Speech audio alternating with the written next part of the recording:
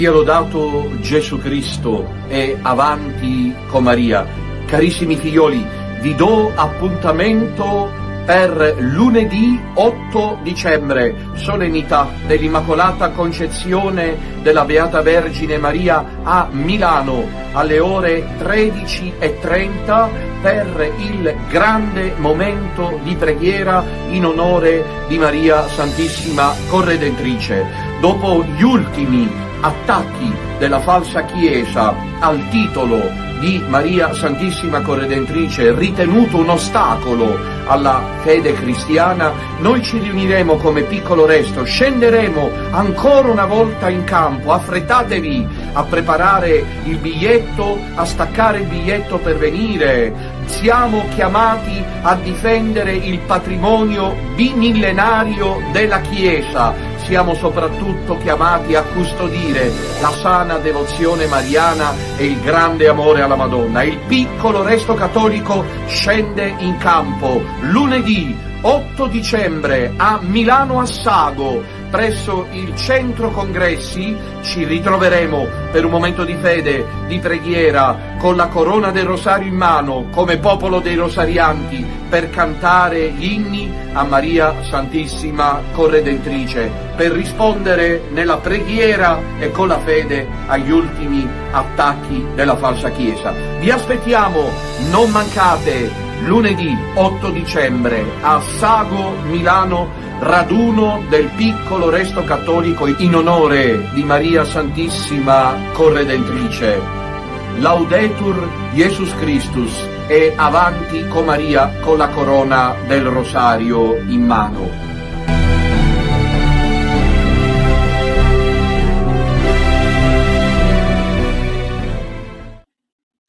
Laudetur Jesus Christus e Ave Maria. Santa giornata a tutti voi, miei cari figlioli, nei sacri cuori di Gesù e di Maria e nel cuore castissimo di San Giuseppe. Ben ritrovati con la nostra rubrica mattutina Santi e Caffè. Oggi è martedì 11 novembre e la Chiesa è in festa per San Martino di Tours, il vescovo di Tours, che però era nato a Strombazeli in Ungheria, come sapete, soldato che si converte a Cristo e divide il proprio mantello con un povero che poi si rivela essere nostro Signore. Poi diventa vescovo, è un santo molto venerato nella Chiesa per via del fatto che è il primo santo canonizzato dalla Chiesa non martire, cioè fino a San Martino gli unici che venivano canonizzati, che la Chiesa proponeva per invocarli e per dire che erano in paradiso, ho gli occhiali un po' scuri ma adesso si schiariscono, non vi preoccupate, che qui ho trovato, sembra proprio che la mia amata Sicilia voglia onorarmi, perché ho trovato una bella mattinata di sole con un'aria un po' frizzantina al mattino, ovviamente perché siamo a novembre, però l'estate di San Martino, poi sapete che qui come dappertutto c'è ogni occasione buona per festeggiare, così da noi esiste il biscotto di San Martino inzuppato nel moscato, oppure anche il biscotto di San Martino con la marmellata di cedro, insomma, ecco, per dirvi. Quindi siccome c'è il sole, allora i miei occhiali si sono oscurati, ma fra un po' si schiariscono. Torniamo a quello che stavo dicendo, e poi si dice anche a San Martino ogni mosto è vino, perché appunto viene il vino che va fermentato raggiunge più o meno la sua, appunto, il suo acme, e quindi è una festa importante. È interessante, che mi serve per dirvelo presumo nella riflessione di oggi, che San Martino, come la maggior parte dei santi pastori dell'epoca, fino a poco prima del 1000, venivano scelti dal popolo. Venivano scelti dal popolo, addirittura agli inizi non c'era neanche bisogno del riconoscimento del clero, direttamente il popolo sceglieva. Stiamo parlando di figure importanti come San Martino di Tours e per esempio San Gregorio Magno o anche Sant'Ambrogio. La gente si sceglieva i propri pastori.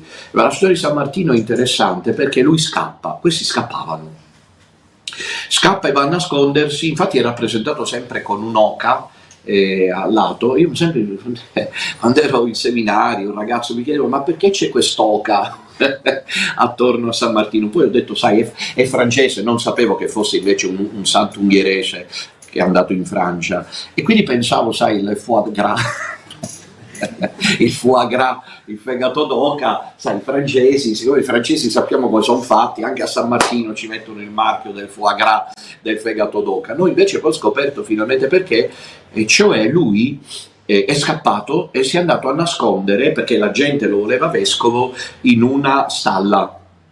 È andato in una stalla a nascondersi, ma era più che una stalla, era come si chiamano questi dove stanno le oche, non mi viene il termine, no? Insomma, un cortile, insomma, ecco. E le oche lo accolgono, lui si nasconde in mezzo alle oche, ma quando poi passa il corteo, a volte guardate che a volte la storia cristiana è anche, oltre che soprannaturale, anche ironica, perché Dio ha anche molta ironia sugli uomini, meno male, se no povero Dio, con quello che gli facciamo vedere. Allora, mentre loro stavano zitte, le oche, anzi lo hanno accolto anche bene, immagino il profumo mistico in mezzo a quella roba lì, mentre passa il corteo che cercano San Martino per farlo vescovo, le oche cominciano a starnazzare. Ma forte, forte è lui che dice state zitte, state zitte. Insomma, lo trovano e lo fanno vescovo. E da quel momento il cristianesimo non ha più dimenticato la testimonianza di questo pastore, secondo il cuore di Cristo, del IV secolo. Lui si spenderà fino a questo, allora la Chiesa si spenderà per le pecore, e la Chiesa questo ha capito, ed è un passaggio, una comprensione da parte di Santa Madre Chiesa straordinario. Non c'è solo il martire che muore per Gesù Cristo, ma anche il pastore che dà la vita per le pecore. È un martirio bianco, è un martirio però anche prolungato. Ecco, e voi sapete la storia di San Martino, che lui era ormai giunto alla fine dei suoi giorni e praticamente era già disteso nel letto di morte, ma viene a sapere che in una borgata della sua chiesa diocesana i preti litigano tra loro, quindi ovviamente niente di nuovo sotto il sole. E allora lui decide di chiedere al Signore che possa dargli ancora forza. Signore, se vuoi che io muoia, muoio. Se vuoi che io viva, vivo. Se vuoi darmi ancora un po' di forza, io vado a mettere pace tra i preti della mia chiesa. E il Signore gli dice: vai Martino. E così Martino si alza e va a incontrare i preti, mette pace tra di loro e poi ritorna, dopo aver messo pace tra i preti, ritorna nel suo monastero e mettendosi a letto, ecco le parole precise che ha dette per andare lì: Signore, se al tuo popolo sono ancora necessario, non ricuso la fatica. Quanto bisogno c'è di pastori così? Ho saputo che nei giorni scorsi è venuto il Cardinal Sara a Palermo a presentare il suo libro Dio esiste. Ora, scusate, io non voglio mancare di rispetto, ho grande rispetto per Sara, proprio per questo mi permetto di dire questo, ma mentre è stato prodotto esattamente 8 giorni fa un documento infame, non avrebbero, anche lui non avrebbe dovuto da pastore, ma sono pastori, dire qualcosa? E invece è venuto a Palermo a presentare il suo libro, cioè la Chiesa va in fiamme e questo scrive un libro Se Dio esiste. Poi Cardinal Müller, non ve lo dico, va in giro in tutto il pianeta a rilasciare interviste a destra e a manca con questo e con quell'altro, capito? E penso, cioè, dov'è il pastore? Io devo dirvi che per quella che è la mia esperienza, l'ultimo vero pastore che io ho visto, senza nulla togliere a Papa Benedetto, non mi equivocate, non sto sottraendo Papa Benedetto a questo, lo era, però per me il pastore che mi ha rappresentato San Martino, San Gregorio, Sant'Ambrogio, sapete chi è? Non credo che sia difficile arrivarci, Giovanni Paolo II. Giovanni Paolo II per me è stato il pastore che si immola. Ho visto nei giorni scorsi, mi ha fatto piangere, perché ero in un momento, il Signore ci visita in molti modi. Ero in un momento 2 o 3 giorni fa di grande travaglio, perché ero in ritardo su molte cose, ho dovuto guidare mi pare 4 ore di seguito dopo la celebrazione. Ieri l'altro a Napoli, poi ho dovuto guidare, ho avuto un momento capita, no? Così mi sono messo in cuor mio, neanche le sorelle che erano con me se ne sono accorte, non l'ho fatto vedere a nessuno e il Signore lo apprezza questo, perché questo è lo stile di Santa Teresina, quando tu soffri e non lo dai a vedere, allora il Signore ti visita. Io stavo pregando il Signore di darmi non un segno, di starmi vicino, apro, a volte il Signore si serve anche di questi, guardate che a volte il Signore si serve anche come il diavolo si serve di questi. Apro e mi esce un'immagine, un profilo Facebook a cui io peraltro mi sono collegato, di Giovanni Paolo II che esce dall'aereo, dalla porta dell'aereo, viene aperto la porta dell'aereo e deve passare il gradino, sapete che c'è quel gradino, watch the step come si dice, e c'è dietro Stanislao che lo sorregge, Giovanni Paolo II in viso completamente contratto e consumato. Era uno degli ultimi viaggi apostolici di un Papa che, nonostante il corpo, per 10 anni circa, mica è uno scherzo, 10 anni no, ma 7-8 anni, non gli ha più risposto il suo corpo, lui se l'è trascinato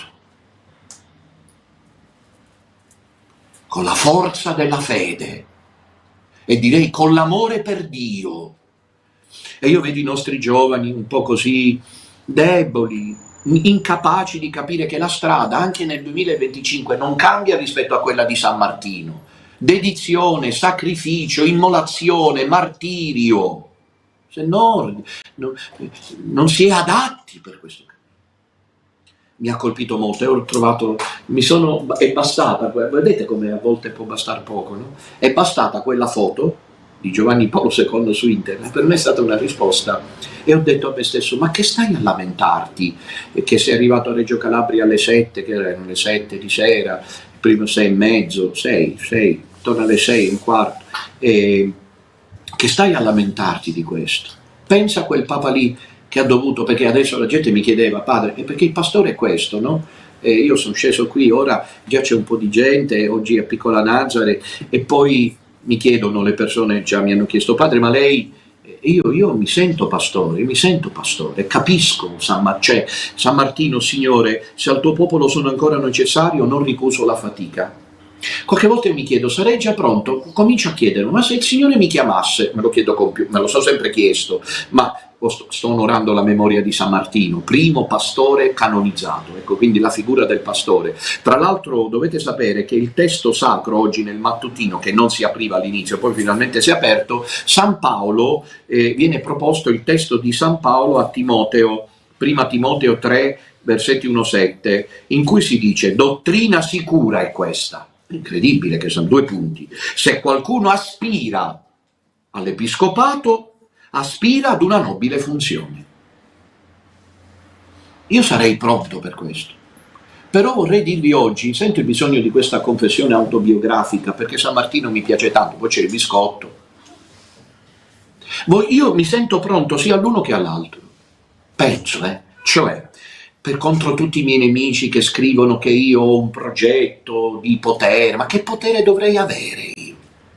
Che io sono egotico, superbo, mi faccio i miei interessi. Allora io vi dico, per chi vuol credermi, e chi non mi crede però poi deve mettersi davanti a Dio se non crede alla mia sincerità. Sono molto, vi dico, io credo di potervi dire, non ne sono così sicuro al 100%, ma credo di potervi dire che oggi io faccio mie le parole di San Paolo, chi aspira all'episcopato aspira a un nobile incarico, è dottrina degna di fede questa, dice San Paolo. Allora io vorrei dirvi qui, come miei confratelli, Signore, se al tuo popolo sono ancora necessario, non ricuso la fatica. Ho saputo, perché io non ho potuto seguirlo avendo guidato, che Vicente Montesinos ha detto ai fedeli del Piccolo Resto Italiano, non so come molti l'hanno preso, preparatevi, e se fosse lo Spirito Santo che sta parlando, perché Dominutella ve lo strappiamo. Preparatevi, perché Dominutella adesso ha una missione universale, voi stessi dovete aiutarlo, italiani. E io dico, Signore, ecco qua volevo dire, io sono pronto sia per venire da te che per continuare quest'opera in tutto il mondo.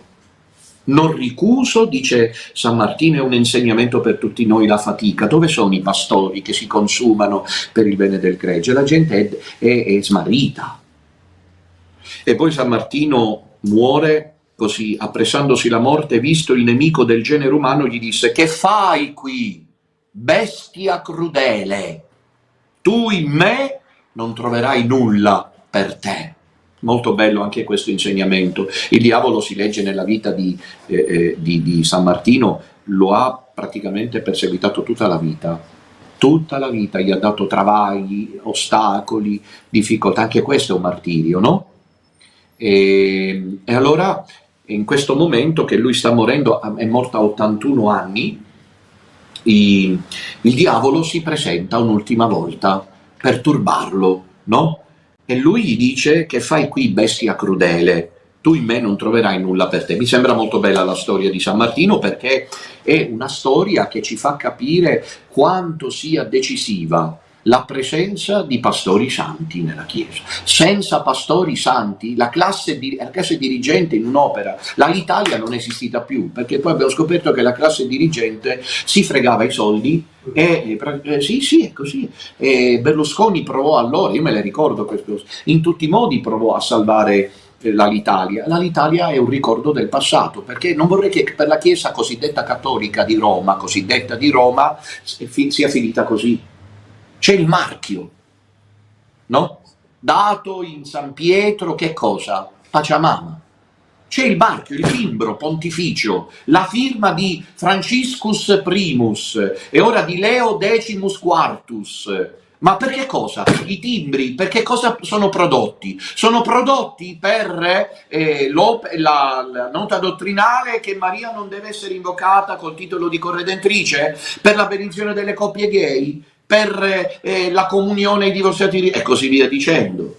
Non vorrei che la Chiesa Cattolica di Roma, cosiddetta Cattolica di Roma, gli è finita come un marchio dell'Italia. È un marchio, perché mancano i pastori santi che stanno con la gente. A me mi hanno chiesto in questi giorni se io sarò qui a Natale. Voi sapete in che condizione sono io, che vorrei prendere un po' di giorni di relax, e invece sono qui a dover discutere come decidere se a Natale sono qui o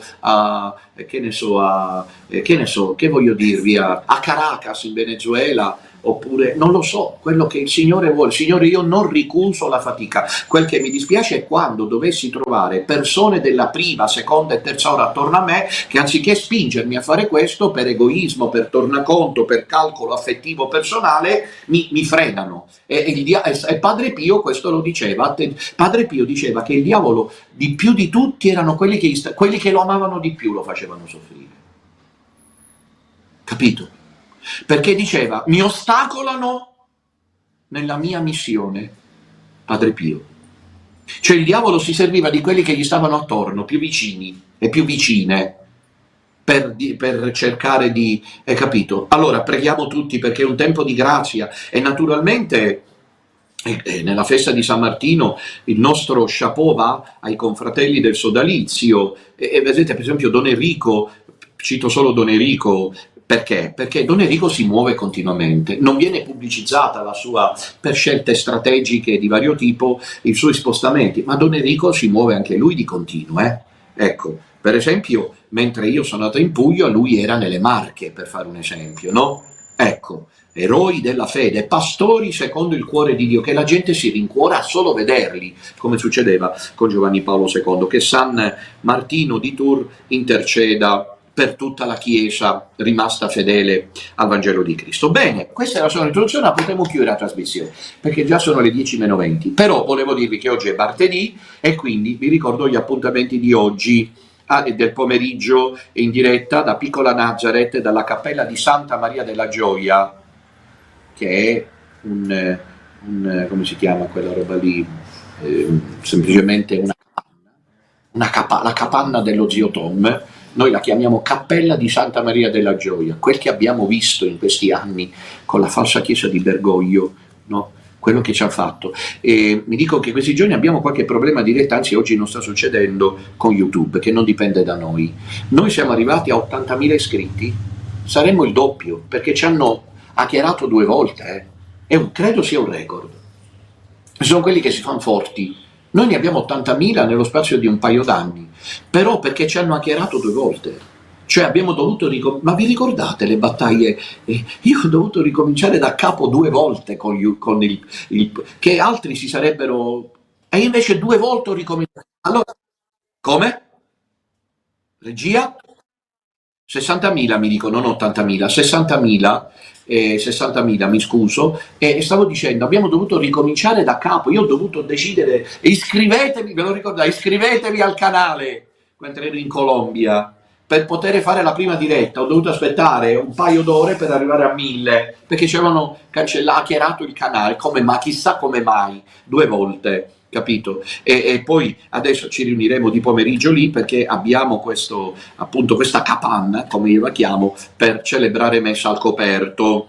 Anzi, accendiamo, mi raccomando, i riscaldamenti. Poi il rosario, poi la Santa Messa e a seguire la coroncina alla fiamma d'amore. E questa sera, ecco, la notizia, a proposito, siccome aspettate di sapere se io sarò qui a Natale o no, vi comunico che sarò in grado di maturare la decisione entro la fine settimana. Abbiate pazienza per quelli che vorrete venire. Posso solo orientarmi col dirvi che sì, è molto probabile, quasi certo che resto qui per Natale e poi parto subito dopo.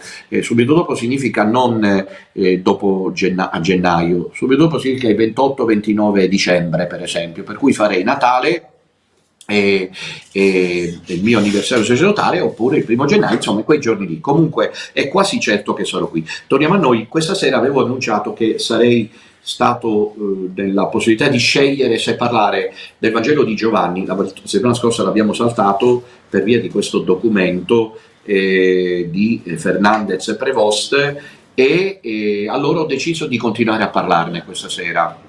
Il titolo, vediamo insieme il cartello, eccolo lì, lo vedete insieme, condividete, è molto importante, seguiremo quello che ha detto e lo commenteremo. Lo show del prefetto, si titola così, lo show del prefetto, 8ª puntata, va bene, lo show del prefetto, 8ª puntata di questo ciclo di catechesi sul documento infame. Quindi condividete alle ore 21 sul canale YouTube di Radio Domina Nostra, dove invito a iscrivervi, mettete sempre i like che sono molto molto importanti. Ecco, questo era un po' il programma di oggi. Intanto poi ieri sera c'è stato, ieri pomeriggio, un momento bellissimo, come io sentivo nel cuore, che sarebbe andato a Catania. È un record perché è la prima volta che annuncio un incontro in poche ore, eppure la sala poi si è riempita. Questi li vedete lì perché la sala era piccola e poi c'era gente nel corridoio anche. Alla fine veramente è stato molto bello, mi hanno ringraziato tutti, grazie di aver deciso di venire qui padre, grazie che sia venuto con Fra Celestino, ci siamo potuti confessare, abbiamo potuto assistere alla messa. Ho fatto un'omelia esilarante. Io parlo dello show di Fernandez, il mio ieri non era da meno, solo che il mio produce vino buono, almeno questo, quello di Fernandez si arrangiano così come si presenta il vino meno buono. Ecco, allora l'omelia è disponibile, vi inviterei ad ascoltarla, è molto interessante. Una fiaba orrenda si intitola, una fiaba orrenda. Questo è il titolo dell'omelia di ieri sera che trovate disponibile sul canale YouTube di Radio Domina Nostra, la voce video. Ecco, bene miei cari, adesso andiamo alla puntata di oggi. Vediamo insieme il titolo della finestra di oggi, che è il dramma degli Unacum e la deriva di Viganò. Nell'omelia di ieri pomeriggio, che vi invito ad ascoltare dal titolo Una fiaba orrenda, io posizionavo anche ieri mattina a Santi e Caffè la situazione attuale dell'arcipelago cattolico, che dovrebbe già far riflettere. La Chiesa non è più una, che è la prima nota essenziale del cattolicesimo romano. La Chiesa cattolica non è più una. Voi sapete che nel credo diciamo una santa cattolica apostolica, non è più una. C'è la pretesa che un paio di realtà dicano siamo noi la Chiesa cattolica. Cominciamo con quella che avrebbe più pretese di tutti di dirlo, dal punto di vista della comunicazione e dell'immagine, e tuttavia è quella meno adatta a poterlo dire, la chiesa di Bergoglio Prevost, quella scismata dopo la pubblicazione di Amoris Laetitia. Questa è numericamente la più imponente, è quella che appare ufficiale perché ha il sostegno dei media, è una chiesa però per nulla identitaria perché è fatta di fedeli che affollano le chiese solo per i grandi avvenimenti. L'associazionismo cattolico all'interno della falsa chiesa di Bergoglio Prevost è allo sbando. Ieri vi ho dato notizia di beghe molto profonde all'interno, per esempio, di Comunione e Liberazione, ma va così anche nelle altre grandi realtà aggregate alla falsa chiesa di Bergoglio e di Prevost oggi. Per esempio l'Opus Dei. Si sa poco di questo, ma nell'Opus Dei esiste anche lì una lotta intestinale tra quelli che vogliono rimanere fedeli allo spirito del fondatore e perciò provano imbarazzo e disagio di fronte a quello che sta accadendo da 13 anni, e quelli che invece hanno una spinta, diciamo così, riformista, per cui va bene, prima Papa Francesco e ora Papa Leone. È una chiesa, questa prima chiesa che si chiama Bergoglian Prevostiana, che ha tutte le pretese per dire siamo noi la Chiesa Cattolica, ma una pretesa di immagine, perché poi nei contenuti scopriamo che tra Amoris Laetitia e Pachamama, tra il ghiacciolo della Groenlandia e il fanculo alle regole, per chi ha un minimo, dico un minimo, di decoro evangelico, può capire che c'è qualche problema, diciamo così, c'è qualche problema. Houston, abbiamo un problema, vi ricordate? Questa è la prima realtà che avoca a sé la pretesa di dire siamo noi la Chiesa Cattolica, è la prima. Andiamo alla seconda, ce ne sono almeno un 4, tra cui noi. Questa è la situazione. Questa, figli cari, è la situazione storica del cattolicesimo romano. La seconda dimensione è quella più penosa delle 3-4 che oggi vi cito, la più penosa, è quella più disfatta, quella più liquefatta, perché lo meritano. Sto parlando della Chiesa, tra virgolette, unacum, e voi mi potreste dire, padre, ma la Chiesa unacum non è già di per sé la Chiesa Bergoglian Prevostiana? No, e vi spiegherò perché. La Chiesa unacum è la Chiesa che sa, che avverte, che ha gestito per 12 anni l'imbarazzo di dirsi fedeli al Papa mandandolo a quel paese. Un'ipocrisia, è la Chiesa dell'ipocrisia. Quella, la prima Chiesa che dice siamo noi la Chiesa Cattolica, quella di Bergoglio Prevost, la più potente in immagine, in media, nella stampa, eccetera, eccetera, è la Chiesa della menzogna. Ci siamo? Quella degli unacum è la Chiesa dell'ipocrisia. Per 12 anni sono stati lì. Si rimane fedeli al Papa. Qual è la formula classica? Qual è? Lo dicevo ieri in omelia, perché quando si va a dire ai preti ti regalo questo libro di Dominutella, no, è indemoniato, e lui è posseduto dal diavolo, è disobbediente. È un refuso di coscienza. Loro stanno gridando così nei loro uffici parrocchiali a chi fa quello, perché se hanno paura di accettare la verità. Sono gli unacum. E ti offriamo, Signore, questa messa in unione con il nostro Papa Francesco, con il nostro Papa Leone, ostinati nell'ipocrisia assoluta a pensare di essere dalla parte giusta. Capito? È la Chiesa dell'ipocrisia. Perché loro, rispetto ai Bergoglian Prevostiani, che sono come dire, entusiasti di tutte queste stramberie, sono contenti, cioè sono dispiaciuti gli unacum. E ora, ecco il titolo, il dramma degli unacum, il dramma. Ora sono nel dramma più totale. Preghiamo per come si fa il venerdì santo?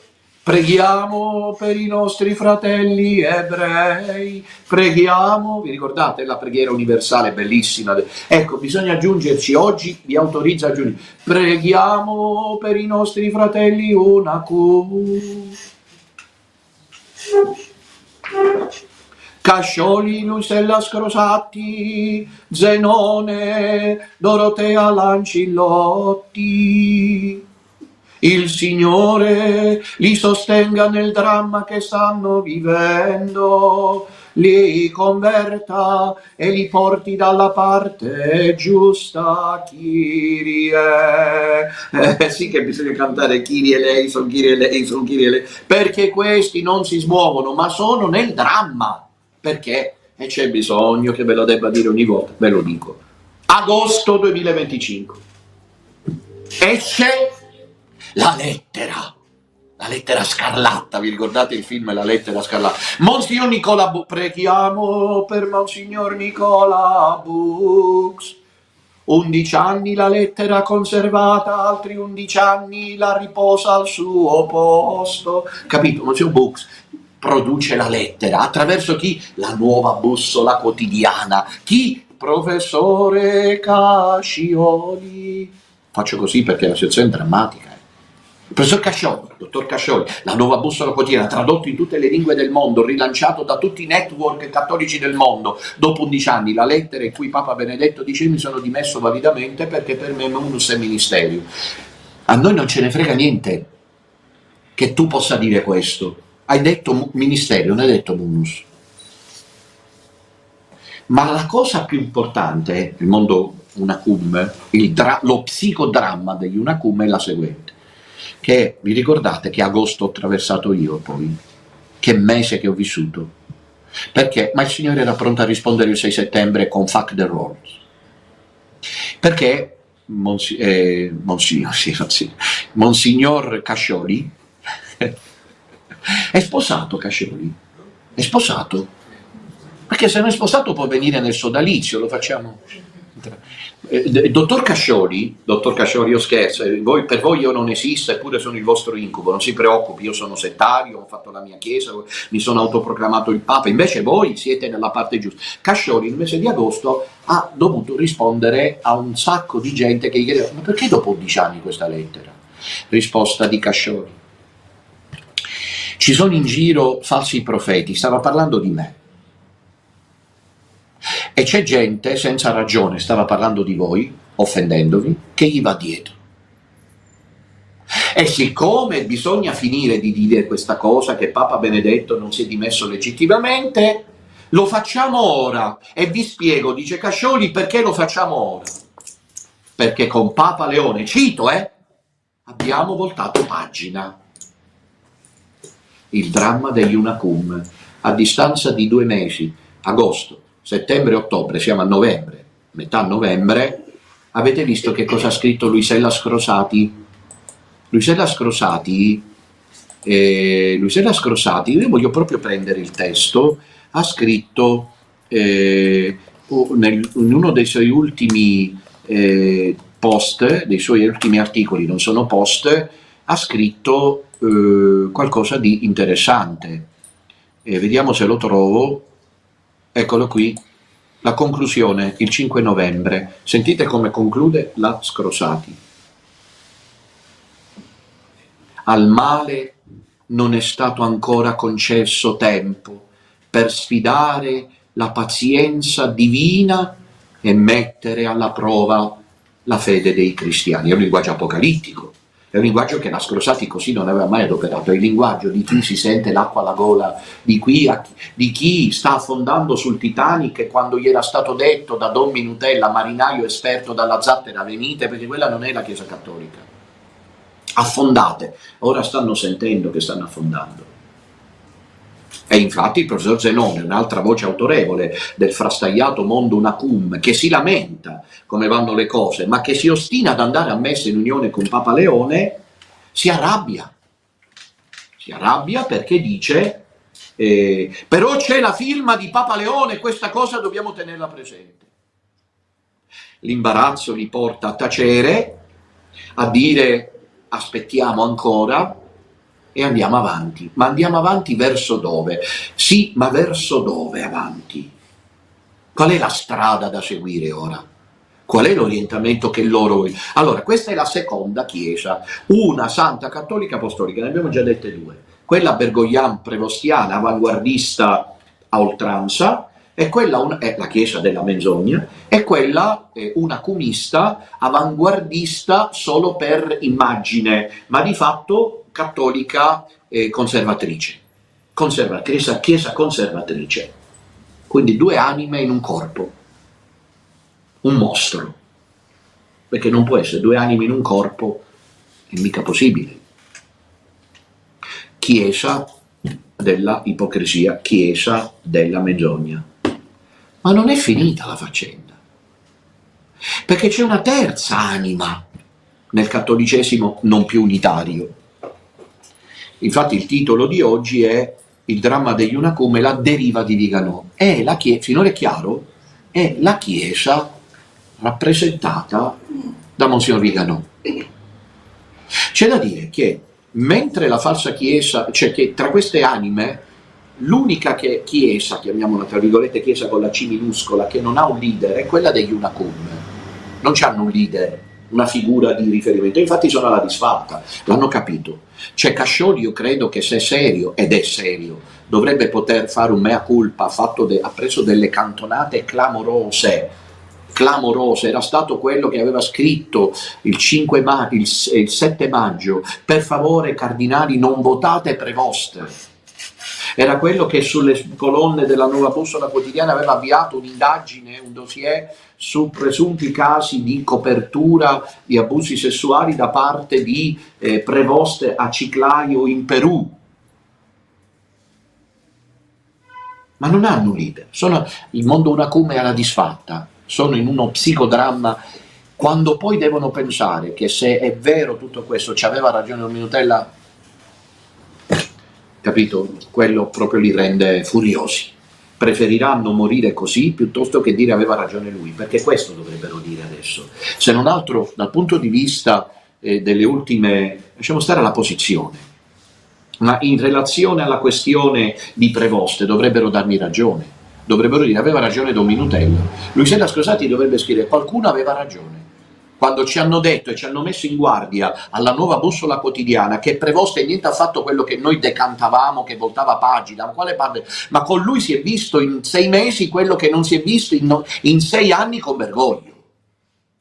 Se ci pensate sul piano degli obiettivi, Bergoglio era istrionico, era, capito, Prevoste ratzingheriano nel metodo, capito, ma ha raggiunto più risultati Prevoste, capito? Perché Bergoglio gli ha preparato la strada. Ma insomma non credo che alla Nuova Bussola Quotidiana possano far finta di nulla dopo fanculo alle regole. E dopo Savino che appunto dice che fare l'amore tra persone dello stesso sesso non è più peccato ed è rimasto impunito tranquillamente, a proposito di San Martino, poveri fedeli della diocesi Cassano allo Ionio hanno uno che gli celebra messa da apostata ed eretico, ma vi rendete conto? E la Santa Sede non è intervenuta, ma quale pagina voltata? Avevo ragione io, dovrebbero accettarlo. Andiamo alla terza anima, Viganò, lì hanno un leader, come ce l'avevano da questa parte. Qui c'era prima Bergoglio, ora c'è Prevost, anche lì c'è un leader, sono tutti vescovi. A proposito di quello che oggi San Paolo dice, Monsignor Carlo Maria Viganò è niente di più enigmatico. Già quando succede questo, io rimango personalmente sospettoso. Lui di me non si è mai fidato e ora che sono avvenute queste cose qui, per lui pagliacciate del grande prelato, come per tutti, ma più le considerano pagliacciate, più in cuor loro temono che possa esserci l'azione di Dio? Non lo so, questo sono affari loro. E poi che mi sono autoproclamato Papa, io non mi sono autoproclamato Papa, non mi sono, come si dice, non mi sono pronunciato. Monsignor Viganò dice ho fatto bene a quello lì, perché c'erano stati tentativi di approccio. Allora lui ora, ma chi è Monsignor Carlo Maria Viganò? Monsignor Carlo Maria Viganò è un navigato uomo di chiesa nella diplomazia, nelle nunziature, dietro le scrivanie, a contatto con i potenti del mondo, mai per la strada, capito? Mai col popolo. Monsignor Viganò è persino più avanzato nella confusione che c'è di quanto non lo sia la Chiesa bergoglian-prevostiana. La marcia tenuta è la stessa, anche se indietro, come i gamberi. Prevosti in avanti, la Chiesa sinodalista e tutte le cose che sappiamo. Viganò indietro. Fino a quel gesto che a tutt'oggi lui non ha chiarito. Poi si arrabbiano con me, lui fa il furbo perché non dice se ha accettato o meno. E però sono gli stessi che poi non si accorgono, per esempio, che appartengono a un Viganò che non ha tutt'oggi chiarito se si è fatto riconsacrare o meno. Si è fatto riconsacrare, 100%.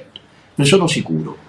Ha fatto un atto, a mio avviso, di sfida gravissimo agli occhi di Dio. Cioè era stato consacrato vescovo da Giovanni Paolo II. Non c'è grazia più grande di questa. E si è fatto riconsacrare da Monsignor Richard Williamson. Lui, forse anche Pompei è da quella parte, in questa terza anima, è capostipite oggi di una chiesa che disprezza quella di Bergoglio Prevost, però dice che non è nata con Bergoglio la Magna Questio, ma col Concilio Vaticano II e con i modernisti Giovanni Paolo II e Benedetto XVI. È lo stile di Radio Spada, è lo stile dei tradizionalisti bacchettoni, che per esempio con Padre Pio provano un imbarazzo clamoroso. Avete mai pensato a questo? Vi saltano addosso se glielo dite. Ma Monsignor Viganò, vorrei sapere da Monsignor Viganò, ha devozione per Padre Pio, lo invoca il 23 settembre? Perché Padre Pio ha riconosciuto Giovanni XXIII come Papa, ha riconosciuto il Concilio, va bene, ha chiesto, perché abbiamo prove, io l'ho scritto anche nel mio libro, di chiuderlo il Concilio, però non l'ha rinnegato. Ha pure baciato la mano a Monsignor Lefebvre, ma era devoto di Paolo VI e ha annunciato a Giovanni Paolo II il pontificato. Come la mettiamo, Monsignor Viganò? Questo progetto di portare l'una santa al 1958 non vi pare che sia altrettanto subdolo come quello di Bergoglio Prevost, di una chiesa sinodalista da portare in avanti con le donne all'altare, i matrimoni gay, l'abolizione celibato e tutto il resto? Io credo di sì. Signore, è chiaro? Resta una quarta anima, la nostra. Fra le quattro, qual è la più perseguitata, la più ostracizzata, quella che gode di un embargo continuo, quella il cui leader, che sarei io, è preso sempre di mira da tutte le parti? Mi hanno fatto vedere un post, guardate, si arriva, in cui io faccio un discorso e c'ho l'orologio. No, non è un discorso, è un post che sto guidando, e si vede il mio orologio, eccolo qui il mio orologio, ve lo mostro, eccolo. In una pagina Facebook contro il sottoscritto, nata per andare avanti contro il sottoscritto, delle mamme scontente, delle suore sclaustrate che ce l'hanno a morte con me, fanno tutto un commento sul mio orologio.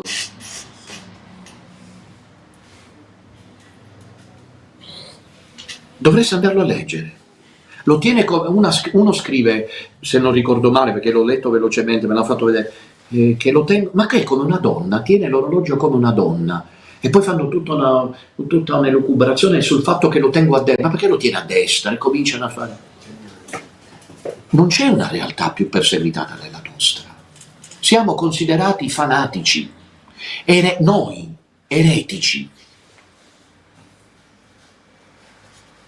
settari. La vostra guida, non Viganò e Prevost, no, Minutella è posseduto dal diavolo, è settario. Vi pare che ci sia stata una propaganda sulla moralità di Viganò? Non mi risulta. E di Prevost? Non mi risulta. E di qualcuno degli Unacum? Non mi risulta. E invece Minutella? Siete liberi per le prossime 8 ore che vi racconto di questi 9 anni? Odiati, perseguitati. Io ho detto nei giorni scorsi, ma perché ci vengono addosso? Scusate, l'ho detto mi pare domenica a Napoli, se non ricordo male, o 2 domeniche fa, non mi ricordo, credo a Napoli, ho detto oggi è domenica, e ho fatto questo esempio.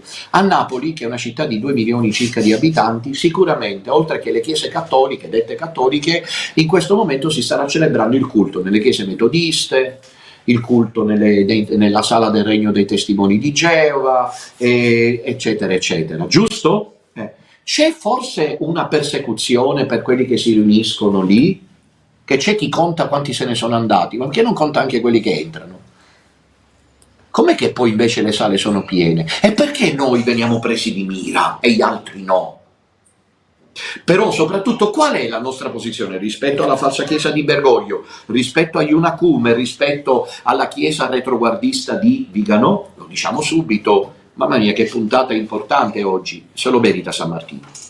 Noi, rispetto alla falsa chiesa potentissima di Bergoglio Prevost, siamo gli unici che diciamo, primo, rispetto a Iunacum, che quella è una falsa chiesa, non si va a messa in unione con un falso papa, perché la messa è invalida. Secondo, aggiungiamo che questa chiesa è la chiesa di Satana, non è la chiesa cattolica occupata, perché poi naturalmente non vi cito qui le micro realtà, dov'è la chiesa una? C'è il gruppo del sacerdote lombardo che non so che fine abbia fatto, hanno scritto ultimamente che starebbe tornando perché si sarebbe convinto, e così, non si può mai sapere, attaccano me che faccio l'istrionico. Ma intanto io però sono così come sono, tutti sanno esattamente come io la penso, e lì invece c'è, capite, lavorano e poi non parliamo degli ermicolli, cappelle celesti ed ermicolli, dove portano avanti, nessuno li disturba un'iniziativa. Ecco, torniamo a quello che stavo dicendo, noi siamo questo rispetto a Iunacum, rispetto alla chiesa di Bergoglio Prevost. Naturalmente rispetto alla chiesa di Viganò, mai e poi mai potremo trovare un'intesa, c'è una distanza siderale tra il piccolo resto di Don Minutella e del sodalizio e Viganò e Pompei. Perché? Perché loro fino a un certo punto camminiamo insieme, riconoscendo che c'è una crisi nella chiesa, ma noi non diciamo che questa crisi è nata col concilio ed è nata con i modernisti Wojtyła e Ratzinger, questo non ci sogneremo mai di dirlo. Vi ricordo che io, poi se non siete d'accordo andatevene, Benedetto XVI lo seguo alla lettera, lui ha detto nell'ultimo incontro ai preti di Roma, prima di andarsene, la bussola è il concilio, il futuro è il concilio, e ha precisato, ci sono delle questioni l'ha fatto con eleganza, ci sono delle questioni da risolvere, una delle quali, ha detto lui, è il dialogo interreligioso, che non può portare al pluralismo di Abu Dhabi.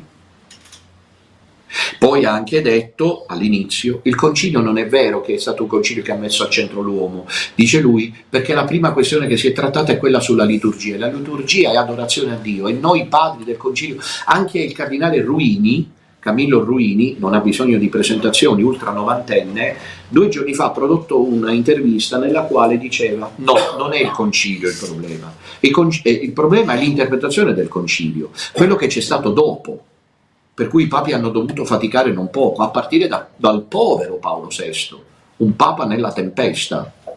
Allora la nostra posizione non è condivisibile in assoluto con questa direzione qui, capite? E tutto nasce da quello insieme quando Papa Benedetto il luglio 2013 ha avuto qualcosa da dire al mondo intero.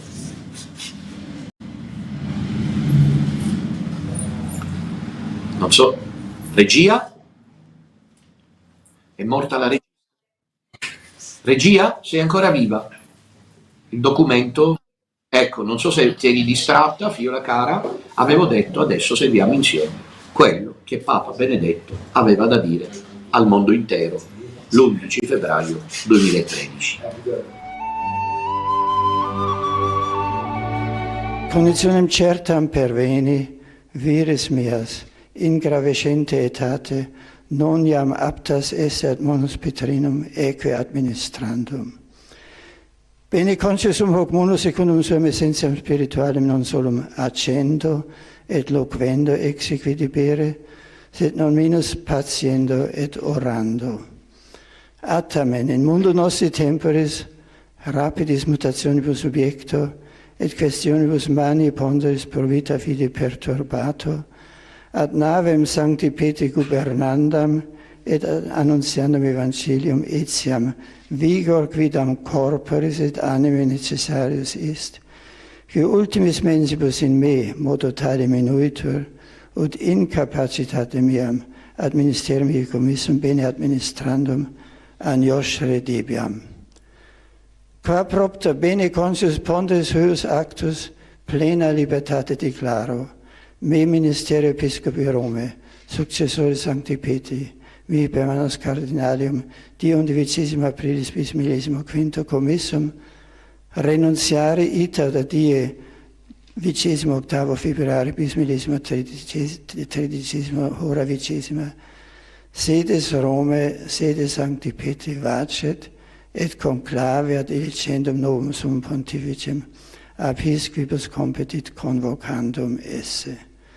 Fratres carissimi ex toto cordi, gratias ago vobis, pro omnia amore et labore, quo mecum pondus ministeri mei portastis, et veniam Peter pro omnibus defectibus meis.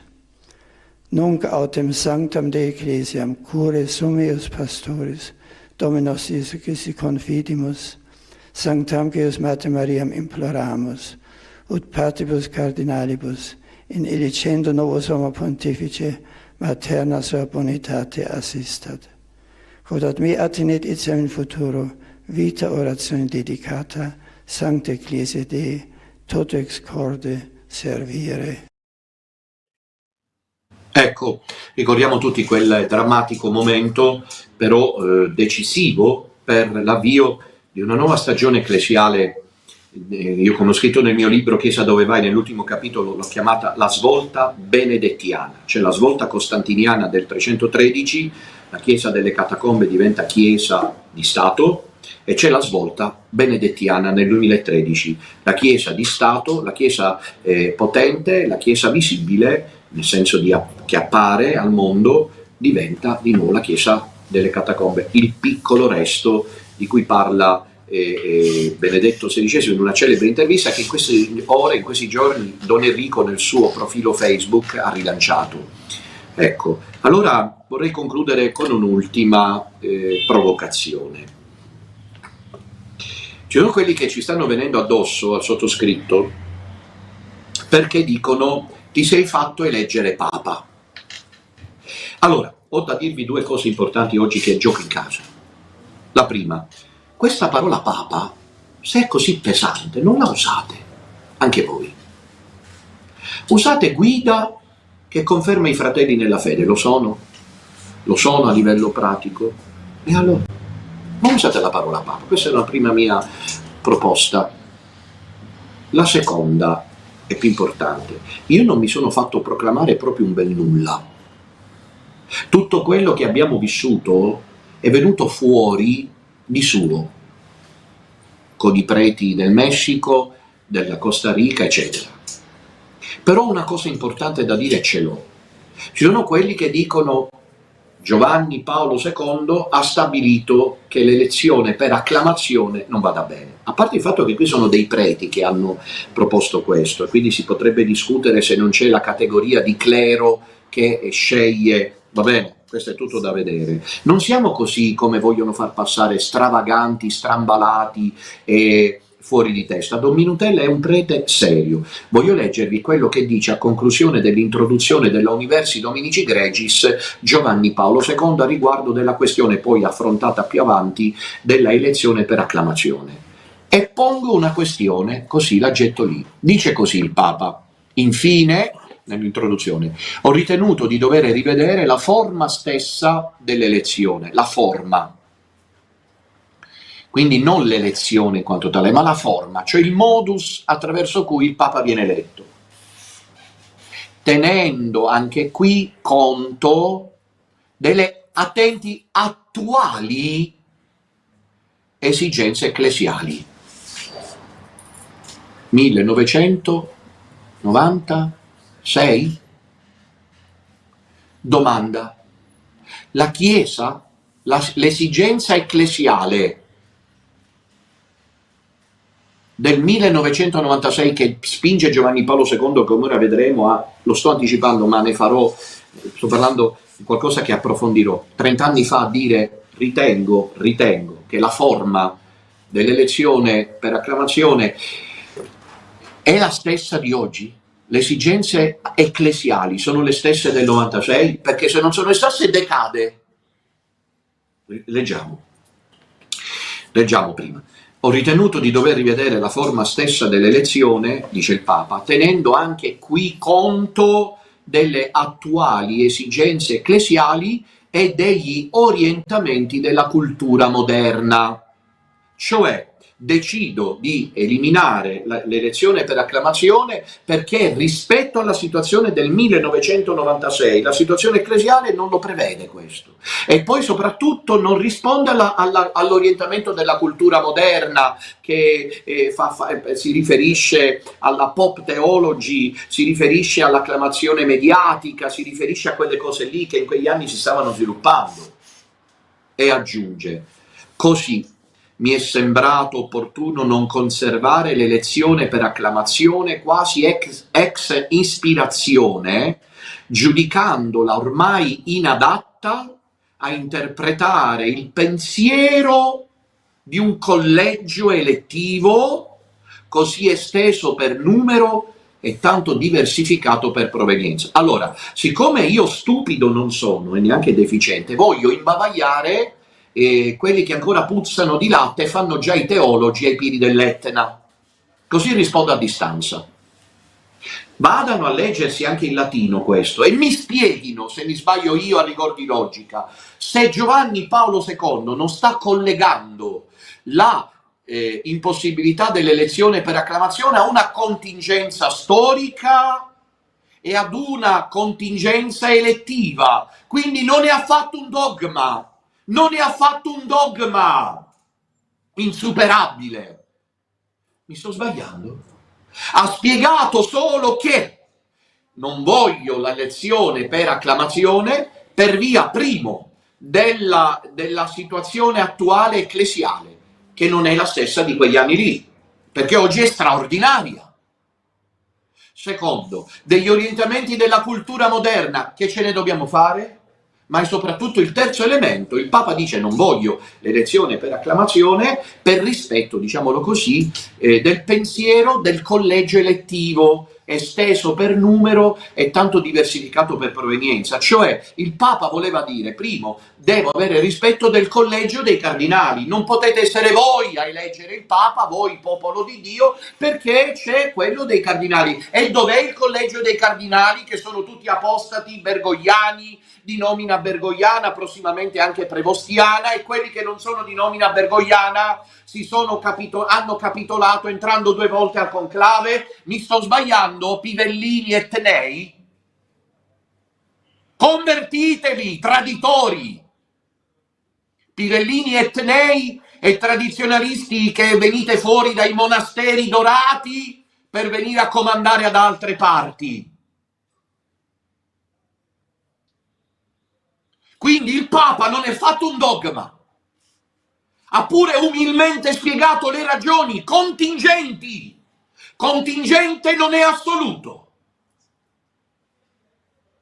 Contingenti. La cartuccia finale stamattina non ve l'aspettavate?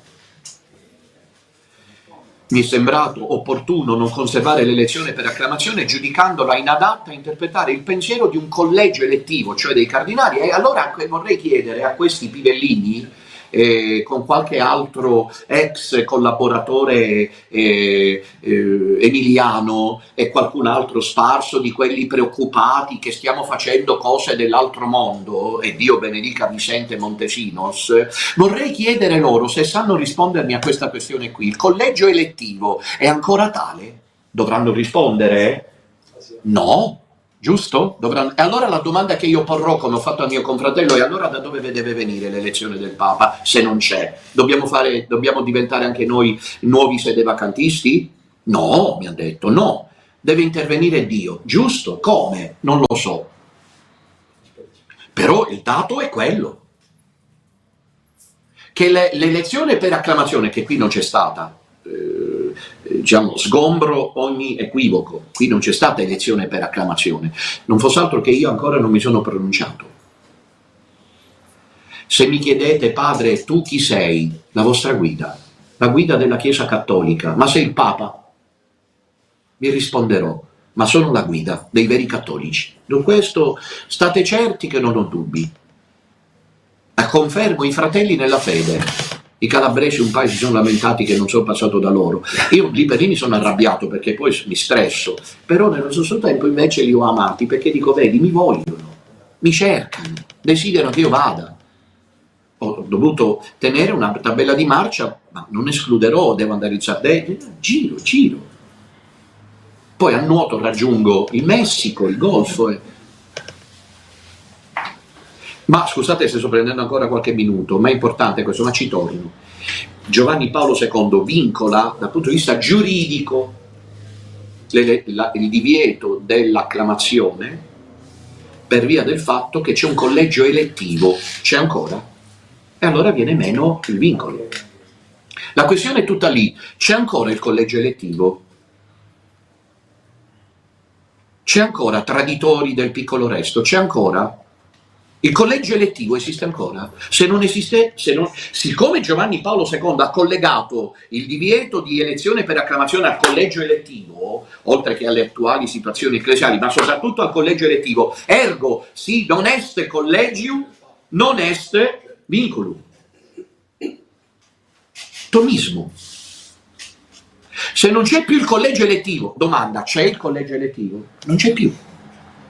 Il collegio elettivo è il collegio cardinalizio, tutti massoni, tutti lì a guardarsi. Io mi ho guardato certe, non l'ho mai detto, ma adesso ve lo dico oggi, mamma mia che puntatona, io ho guardato alcune foto di Prevost nelle riunioni dei cardinali prima dell'elezione, manda certi sorrisi a Tagle, andatevele a guardare, che io so leggere la comunicativa perché sono un esperto di comunicazione, io, personale, cioè io certi sorrisini, certi ammiccamenti, quando parla un certo cardinale, quando ne parla un altro, erano tutti messi d'accordo. Bergoglio ha mandato in barba tutte queste norme, quando è sceso l'ultima volta senza veste pontificia per dire ormai io sto crepando, però ho il poncio peruviano. Di chi era quel poncio? Che messaggio era in codice?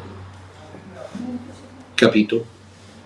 Allora la piantino quelli che assolutizzano la norma, perché Giovanni Paolo II ha fatto esattamente l'operazione opposta, non l'ha assolutizzata, l'ha contingentata, cioè l'ha posta in relazione a precise condizioni, venute meno le quali viene meno anche la norma.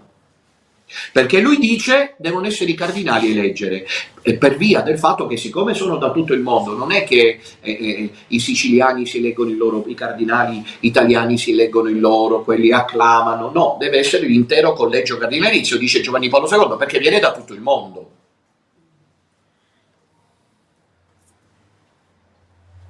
Ripeto per l'ultima volta, rileggo e concludo.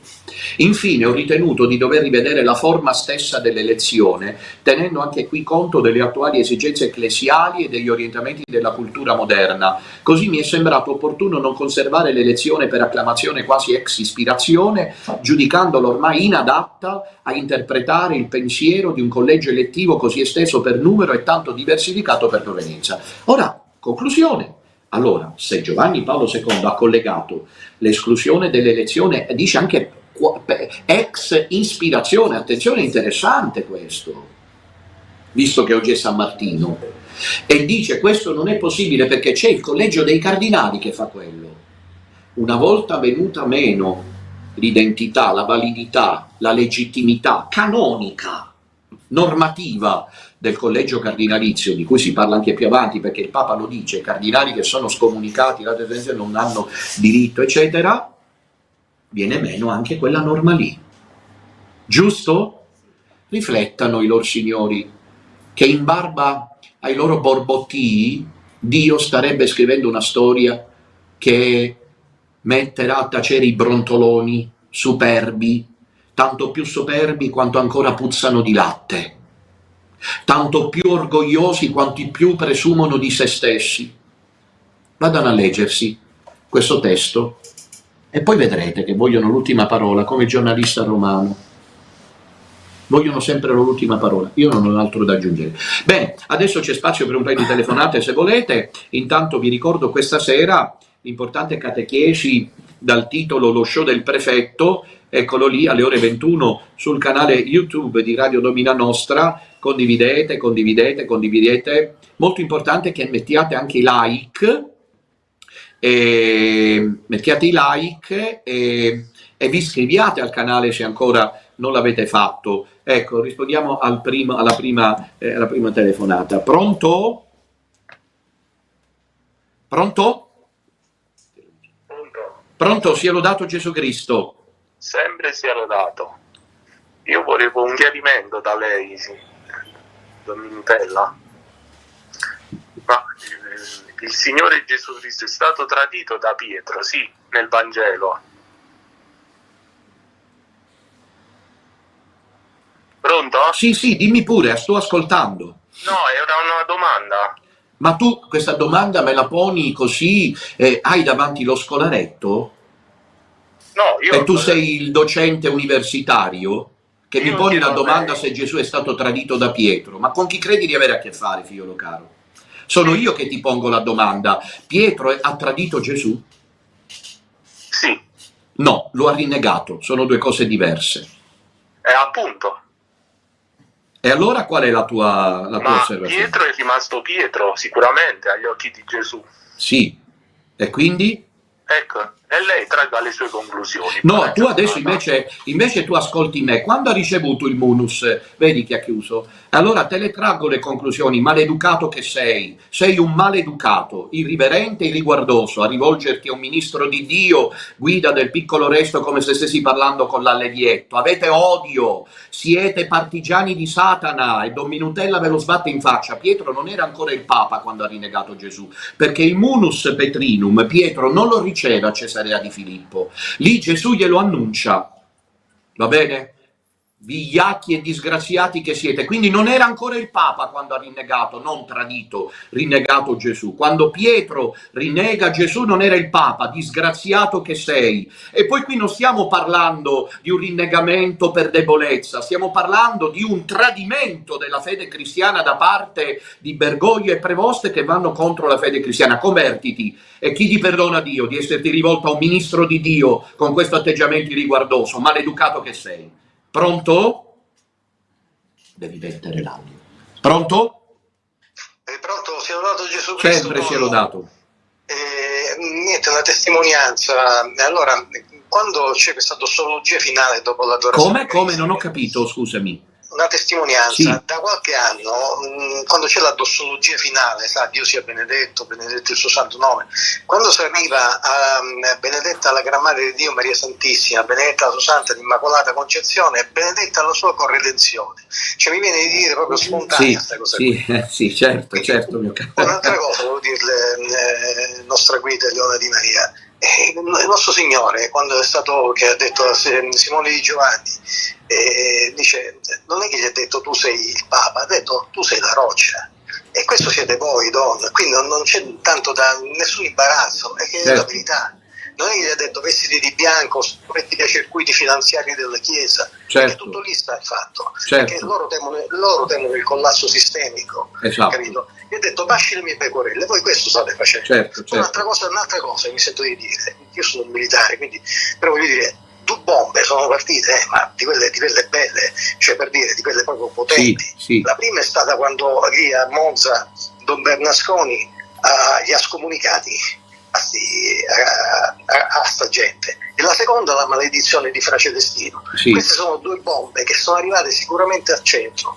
Ora, donna, poi basta che, cioè, dice a te darò le chiavi del regno dei cieli, tutto quello che legherai sulla terra sarà legato anche nei cieli. Quindi basta che poi prendiate queste chiavi, magari con tutta la preghiera dei rosarianti, va bene, e senza aspettare che i cosacchi arrivino a San Pietro, perché basta soltanto per scardinare l'ingranaggio, basta che invochiate soltanto il blocco del sistema finanziario per verso di questa Babilonia. Grazie mio caro, grazie. Dio ti benedica. Con questa telefonata chiudiamo, non senza prima aver ricordato che mancano 27 giorni al raduno di Milano Assago, al forum, al centro congressi, facilmente raggiungibile. Organizzatevi per tempo, fate ora la scelta, perché più tempo perdete più lievitano le cifre, quindi mi raccomando, datevi da fare, perché possiamo essere veramente in tanti. Ecco, questa è la prima cosa. E poi ribadisco, rispetto al maleducato che ha chiamato poc'anzi solo per provocare, che è anche ignorante, come ho detto, perché Gesù dice in Matteo 16: a te darò le chiavi, non ti do, darò le chiavi. Quindi quando Simone di Giona, Pietro, durante la passione capitola, non è ancora il Papa, tant'è che Gesù dice: Pietro, pregato per te, tu una volta ravveduto, conferma i tuoi fratelli. Poi sul lago di Tiberiade, sapete come va, mi ami tu, pasci le mie pecorelle. Sant'Agostino dice: è che questa gente è ignorante, è gente barbara, mi odiano, hanno rabbia, perché capiscono che gli eventi mi danno ragione, accecati mi vengono addosso, come succede a Charlie Kirk. Andate a vedere come lo replicavano. Gli andavano addosso perché gridava diceva la verità, e così è chi dice oggi la verità subisce tutto questo. Miei cari, ci vediamo più tardi per pregare. Mancano pochi iscritti alla confraternita per arrivare a 1500. Su tutti voi la santa benedizione del Signore. Laudetur Jesus Christus.